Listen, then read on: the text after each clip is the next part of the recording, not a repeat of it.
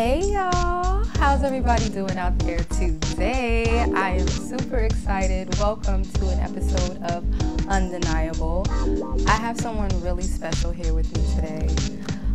We have award-winning filmmaker Steven St. Pierre. Hey bro! What's up? What's How up? you doing? Been a little minute. Always good to see you. Always good to see you. Now listen, when we're talking about you, when we're talking about St. Pierre, okay, we could say SAG actor, we could say comedian, we could say writer, we could say producer, we could say director, we could talk about Corey, we could talk about Room for Rent. Okay, we can just go on and on. Right. And That's you got the humbling. nerve to then coach people and help them with their self-tape. I just, support others, give back in what I've learned over the years, I love it. That's the way to do it. Yeah. I'm all on board with that. But what I really want you to do, because I feel like I know stuff about you, Right. but I don't know the nitty gritty. Right. Which a lot of people do. I kind of keep to myself. I don't really share too much. I'm trying to be better at that. I love really it. share my life and experiences. Me too. Oh, we could work on this together. That sounds like a plan. So I know that born in Brooklyn, raised in Queens. Yeah. Haitian background. Yes. Sac passe. Not boule. All right. But tell me about your upbringing. Like, what type of family did you come from? Like, were they into the arts as well? How did that go? Not into the arts at all. Okay. That's why, I discovered it later in my life, but growing up, it was really about just the immigrant story. My parents both came here from Haiti. I was the first one born in my immediate family here in Brooklyn, and they came literally just to get a better situation for themselves, and their plan was always to go back home. To them, Haiti was home. Yes. Then 2 more kids later, and they find themselves still here in New York, like, wow, we're still here. So for a long time, I felt like my household, like I grew up in Haiti in my in the apartment in Brooklyn until we moved to Queens, and then started kind of expanding a little bit, making friends outside of the house and what have you, and started to really learn like America at at age. And I wouldn't say I had like a tough upbringing or anything like that. We weren't like poor. My parents worked hard. They both worked 2 jobs each around the clock to make sure that they can get a home for us in Queens. And from there, it was kind of just figuring it out ourselves from there, I guess you call it latchkey kids. Oh, I know about that. Going to school, coming home, just making sure, keep the door locked, don't answer for nobody. Yeah. And just try and just use our imaginations and just have fun until our parents got home for us to eat dinner and then go to sleep and do it all over again. So I found sports young. That's what kind of kept me outside the house, but not on the streets. Right. Because where I grew up, it was a lot of, still crime in the early, late 80s. Yeah. Still a lot of crime and drug use and drug addiction, things like that. So basketball was my safe haven. On that court, it was, I was on another. You could ball? Yeah, I could ball. Yeah, I played a little ball, played high school, college, played in semi-professional leagues and things like that. Yes. So that was my my vocation and passion growing up as a kid. Arts was very, very far from the mind. Okay. Growing up. So you seen yourself like in the NBA? I thought I was going to the league. Okay. And then I stopped growing. Stop it. No, I was a little vertically challenged when it came to the height department. I was really good, but it's just harder when you're smaller. And coming from Haitian immigrant household, they didn't know anything about like American sports and how to really get their kid to another level when it came to that. So I was figuring it out on my own, and not really understanding how the politics work and putting myself in positions to be like exposure camps to get exposure to get to really get ahead in the sport. But I still loved it, and it taught me a lot of things that I still kind of use in my life to this day. Playing sports. That's good. Like I love sports. I'm not the most athletic, okay, but volleyball, that's my game. Okay, yeah, I do a little, get a little serve on over here. All right. So you realized that basketball wasn't going to do it. How did acting end up on your radar? It was some years before, but between knowing that basketball wasn't going to be something that I can do for a living, before finding acting, it was a lot of years of just trying to figure it out. You know, just trying to see what I was going to do, what I loved, what passion was going to be the next thing for me. So I worked with people with disabilities for a long time in between that. And I had 2 friends that I went to college with. So now I'm hitting this like 30-year-old mark, 31-year-old. I'm like, all right, I got to figure out life. Like, what am I going to do, you know? And my 2 friends, I'm going to shout them out, Princess Bay. That's my girl. Shout out. And Antoinette Robertson. Ow. You the homie. Shout out. I went to college with them both. And at that time, Antoinette had already been kind of doing her thing. Like, she was starting kind of bubble because she was doing it since college. Gotcha. Theater program, and just kind of from there, just taking off. So I'm seeing her ascension. And Princess, she had just quit her full-time job around that same time, on 2012, 2013, to pursue acting. And I saw her making that leap, and I'm just like, acting, that seems interesting. You know, what's that? And at that time, Instagram started coming with their 15-second videos. So you're doing like little skits and just playing around. And I'm seeing them doing it like for real, and I'm like, that's dope. So I hit up Antoinette first, because she had already been, you know, she's on the Have and Have Nots on Tyler Perry's show. She's, you know, got national commercials. She's doing all these things. So I'm like, hey, are you being in town anytime soon?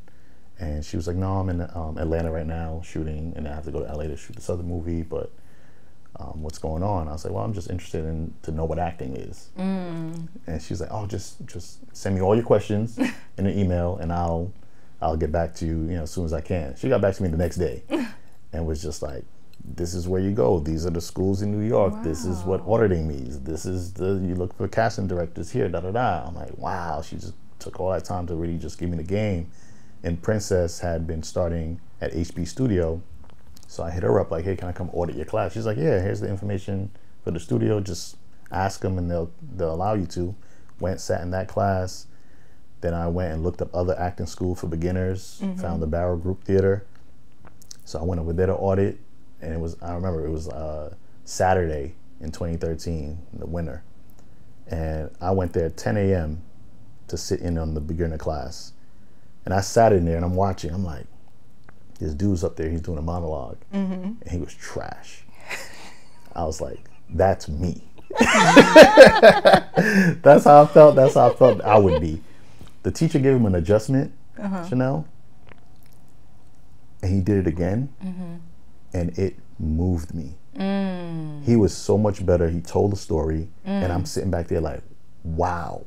Yeah. The transformation that he went through, and through him to me, it transformed me.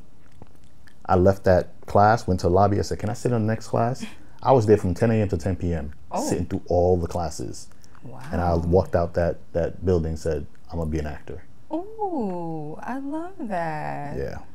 Wow. Because I was like, if I could do even half of what he just did to affect people, how he affected me, that's what I'm going to do. You know, I can move and support and help people through storytelling, because that's what I've been doing my whole life anyway, working with people with disabilities, helping however I can. That's just the kind of person I am. So I felt like this was a bigger scale to do it in, and something that I enjoyed. Wow. See, learn all types of stuff about my boys, dude. No, but I love all of that. Yeah. I should have asked you where writing falls into this whole thing. Were you a writer before you started acting? Not formally. Okay. But when I look back on it, I was. Okay. I did a lot of creative writing in school, and was told by teachers that I was good at telling stories, and didn't even realize what I was doing. I was just trying to pass class. Right, exactly. So it kind of was in there already. Yeah, it was a little bit of that creativity in there. Even like basketball is creative, you know, in its own right. When I'm on that court, I become a character, I become a different person. And I'm telling a story with my movement and my body, and you know, improvising on the court and doing, you know, it's like poetry in motion. So that all kind of fed that layer of passion in acting and storytelling. That's like super dope. I don't act, wink, wink. But you know, writing is my writing is my number one. Well, writing is up there. It's what I was doing before I was doing a lot of things. Right, right. And you're a Renaissance woman. You do a lot of things, and you're doing well. All right, stop being modest. Tell the people. Listen. Stop it. This is about you right now, Steve.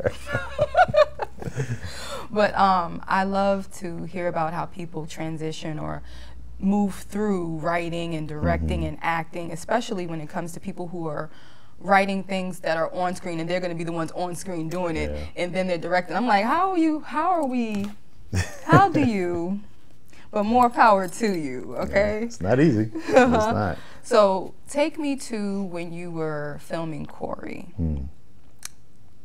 Can you tell me why, firstly, why this film is so special to you? Yeah, you know, we talked briefly about growing up, where I grew up and how the streets were and how staying out of crime through sports. Even though I was not a street dude, I was around it, you know, of the streets. So I would see families that were just like living their life, all good, you know, seeing the kid with his mom at the store.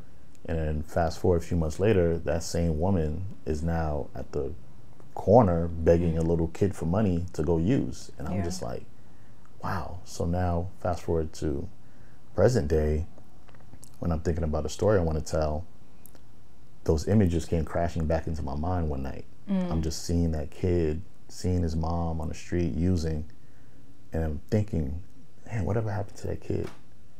What was his father going through that his wife wasn't in the home anymore? You know, his rock, his, you know, the CEO of the house is not there to run things and keep everything in order and pour into them. Like, what are they doing? So I just started writing. I just started writing the pictures that were in my mind. I would just write them down and just allow it to flow. So it really was just a testament to those families who were essentially victims of their loved ones' drug addiction, to try to just highlight that, because I've seen so many of them growing up. And I had a close friend personally whose uncle was the abuser, and I saw how she and her grandmother, which was his mother, what they went through. So it was just telling that story and trying to show, you know, families that, show people that there are families out there that need support and love just as much as the person with addiction does. I'm really, when I seen it, I was like, oh my goodness. You know, it definitely touches your heart and it gets you down deep. I really want to know, I mean, I feel like I have the answer to this question. How proud are you of the film, Corey? I'm proud of it. It's still tough because it was my first film. So I see a lot of things that I could have done better, but I have to kind of like take it easy on myself and say, you know what, this was a first film, and not when I look back on it now, I'm super proud of it because, you know, even though it's my first film, without even that being said, it's like, regardless if it was going to be my first or not, I felt like it was a film that really resonated with people and really helped the people see themselves, see someone they love. You know, aside from the technical things of it being a really good film, just for, you know, the team that worked on it, they really, really poured their talents into the film. Shout out to the team. To the team, you know, so I am super proud of it, and to this day, it still pays dividends to this day, you know, 7 years later, it's still opening doors, it's still starting conversations. It's still affecting people and still doing his thing. And I'm grateful. Absolutely. And you deserve all of the accolades. You deserve all the praise, because dope. When I tell you it's dope. Thank you. What we gonna do? I'm gonna figure out a way to get to know a little bit more about you. Okay.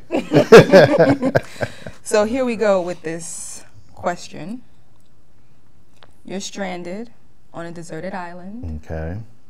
But you can pick 3 people, any 3 people. You don't even have to know them. They can be celebrities that you've never met. Wow. Who are you taking with you and why? Wow. That's a big question. Yeah, I'm gonna let you answer. Okay. All right. 3 people, stranded island. I'm on this island forever. Let's say, because, you know, I did think about that too. I was like, is this a forever ever? Right. let's say y'all, y'all boat is not going to be built for like 10 years or something like that. Okay. So, okay. yes, you're on this island for at least a decade. Okay, at least a decade. 10 years. I would take my mom. Aww. I would take my mom because it will keep that home feeling on this deserted island. It'll just remind me that there's someone that loves me unconditionally. We can have our great conversations and laughs together, and she'll just be able to pour in me, and as I'll pour in her, and just that we'll be okay. I would take. This might be a little curveball. Okay. But I would take. This is gonna sound crazy. Not somebody like, I guess, Elon Musk. You can take Elon. Someone like innovative and just a mad genius that can like figure out how we can build this island and get ourselves to some type of. That makes great sense. Aside from his political views, right? Yeah. That's why I was like, it's gonna be crazy. Yeah. I get it. But that mind, and then I would take. I would probably take Viola Davis. She just seems like a leader, a galvanizer, someone who just will inspire and lead the three of us to just new heights. With those four minds and the four of us. And I can pick a brain about everything else, so that 10 years from now I can, have a great storytelling career. The way your island sound, I might want to get stranded there too. We about to get off because Elon gonna think of something. Right. Then we learning from Viola. Like, your mom is gonna be there probably cooking for me. Right. We're gonna figure that out. Yeah, get some Haitian food, some grills, some bun. Yeah. That's a pretty damn good That's island. A great question. All right. That's a great question. That was good. That made me think. That one made me think. I'm glad that you're thinking. I'm glad you're thinking up in here. Right. All right. Well, to increase the thinking, you have your three people. What are three things you have to have? Three things. It's funny because a lot of people, the first thing they probably say is a phone. Right. It's like, you ain't got no electricity, no charger. Where you go? Your phone would die in a day. It'd be over. Probably no Wi-Fi, no cell service, nothing. I probably would bring. Trying to think which book. Books are good. Yeah, I think it would be a real estate book. Okay. To really, really, because I'm thinking, if we're in a stranded island, it's probably nobody has claimed this island already. So now I can think about how I can capitalize on this. The way your mind works, I ain't even mad at it. Go right on ahead. We can figure out how to secure this island as a real estate property and be able to develop it and now capitalize on it financially. Probably would need some type of weapon of some sort. Okay, yes. Because you don't know what kind of. I was about to tell the camera I'm down with weapons. Anyway, I meant to say I'm down with protecting yourself. Right. There it is. I'm down with protecting That's how you yourself. Protecting ourselves with some type of weapon. I don't know if it will be a gun. Not a gun. Probably just a machete or something. Some type of, And a third thing would probably be. I'll bring some matches. Yeah. Do you like fire? I'm indifferent, but you always need fire. Wherever you are, you need it. Sorry, I love fire. That's you love fire? Oh, okay. So there we go. We're in tune. Yeah. Definitely. Well, no, I definitely feel like I know more about you. I'm even weirdly. Right. I'm more impressed. Like, really? My brain is crazy. Is that what we do? Okay, my brain's crazy. Listen, I always say I didn't pick this brain. It's what God gave me. So whatever I say or do or think is how God made me. Well, thank you, Won't he do it? Thank you, Lord. There we go. I need to know right now, what project or projects have your heart, have your attention? What are you about to share with us? What are you already sharing with us? Well, you mentioned Room for Rent up top. I did. So I do have that web series that was just a little pet passion project, really. It started off as just me in my room, just doing characters with myself. You know, just entertaining myself, just improvising and playing and just working on my craft, you know, like I do. Yeah. And I said, oh, you know, I can record this and just kind of make it like a little like scene or something like that, a little skit. And I decided to like put it up on Instagram and YouTube. And then the pandemic came along and it was like, oh, people were like into it. Yeah. You know, and then like Bronx Net TV was like, oh, we're looking for stuff to put on to show, you know, some content. So they aired it and people seemed to like it. And it was like, oh, do you have more? I was like, wow, all right, let me try and like shoot a season 2. So I deemed that season 1, even though it wasn't gonna be like seasons or anything like that. Yeah. It was literally just me doing characters. And I said, all right, let me embark on season 2. And I said, this time I'm gonna do it, I won't say for real, because that was still for real, but more of a smaller production and bring some value, some real production value to it. So, you know, I wrote 6 episodes out and I decided I'm not going to play the characters again, because in season 1 I played each character opposite myself. So season 2 right now is something that I'm just, you know, really pushing. We've entered a couple festivals.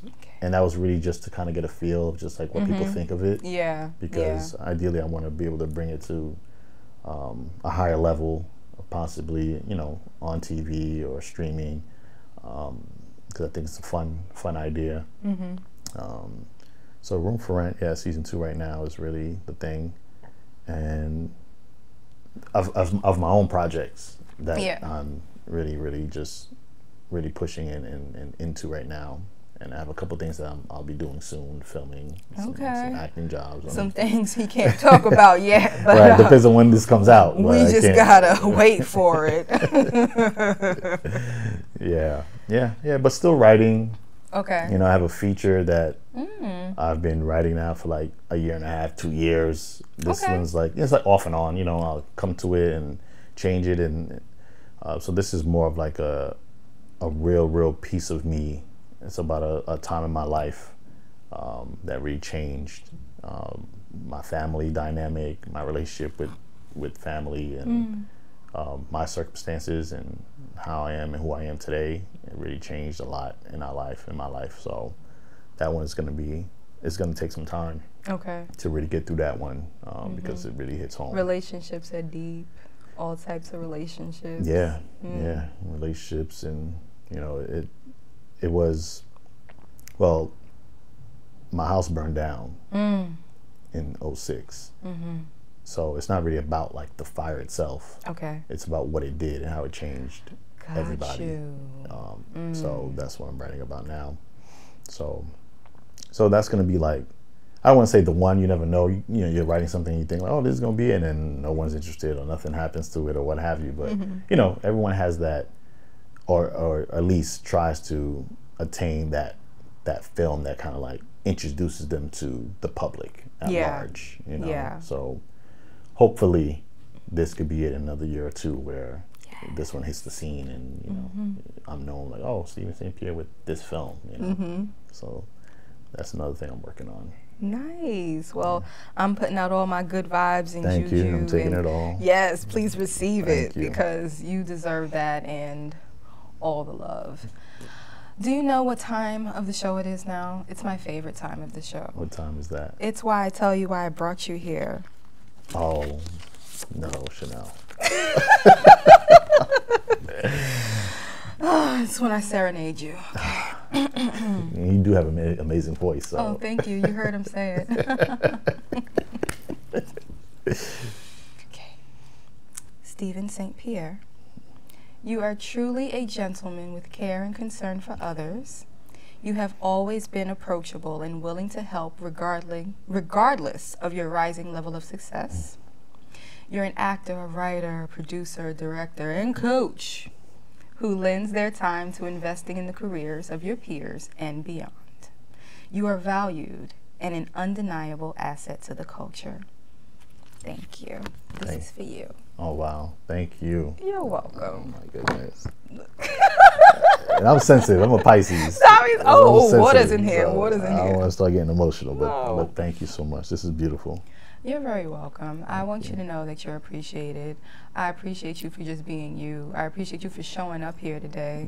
Thank you for having me. It means a great deal. I really want y'all to get to know Steve. I want them to follow you and stalk you. No. Don't stalk him. Right. But please let them know how they can find you, how they can support you, like all of that. Yeah, you can find me on Instagram at iStevenSt.Pierre, my website, iStevenSt.Pierre.com. Follow me there for all things acting, storytelling related, things that I produce, direct, write. Also, as Chanel mentioned, I'm a self-tape and audition coach with Self-Tape with St. Pierre. So you can follow us there for any coaching, for your auditions, virtual, in person, or consultations on your acting career and your aspiring acting careers. And yeah, just keep up with me, and let's just get this thing done. Yes, get it going, get it done, keep it moving. I'm loving it. And I loved having you here. I hope you can come back and we can party up a little bit. I mean, of course. All right. Of course, anytime. A little waistline movement. A little wind your waist and go. Thank you, Steve, so much. Thank you, Chanel. And thank all of you for watching. Y'all are the bestest. Please join me again next week when I sit again with somebody else dope. Not Steve, but somebody else dope. So until next time. Relationships. All relationships require work. You just have to decide which ones are worth the work. Rather than focusing on who didn't show up for you, nurture those who did. And remember, the best relationship you have is the one with yourself. Thanks for watching. Until next time.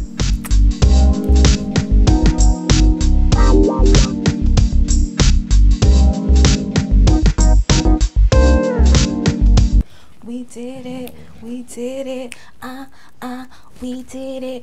Come on, waistline, waistline. All right. Thank you, Steve. Thank you. Oh my goodness. Give me the love, give me the. Scene 1, take 3.